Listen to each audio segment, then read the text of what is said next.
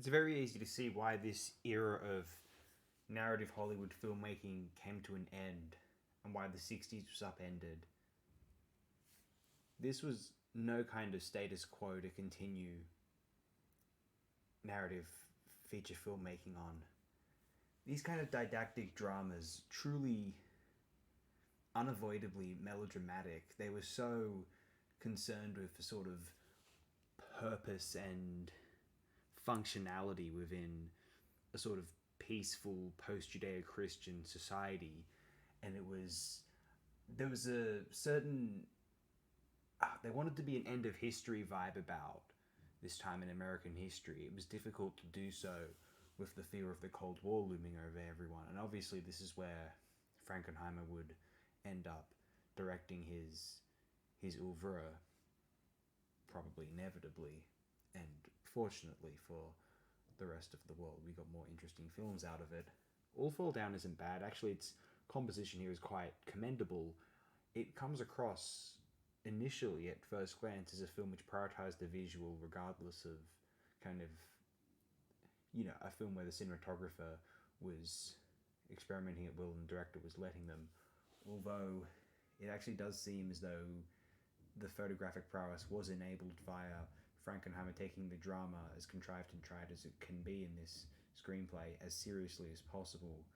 There's an interview you can view with Frankenheimer on YouTube, and he's claiming that this film was at least a slight failure because he, as the director, wasn't able to extract the performance out of Warren Beatty at the end there.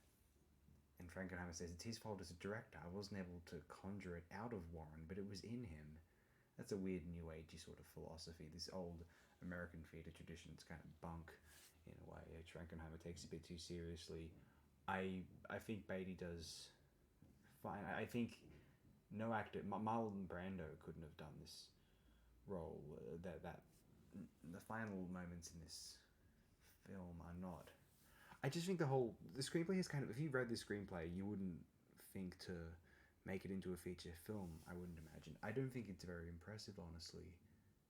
The telling is commendable to a point, as I stated earlier, but what we've got here is one of Frankenheimer's weaker films, and we're very glad in retrospect that a more experimental modernist filmic take on the feature film narratives were being undertaken by the latter part of the decade at least, and in full force by the 1970s. A change had to come, for sure. All Fall Down, if you think this is the kind of films that we need to go back to, I mean, that's your prerogative, but that world seems so boring to me, so much less interesting. Excuse the absence. We'll be catching up on some of the days I've missed since the last video, which I believe was for the 300 Spartans. Doctor Who retrospective will be on hiatus for now, and in the meantime we'll be catching up on the last 3, including this one. Frankenheimer features we haven't yet discussed, from the earlier 60s, all of them.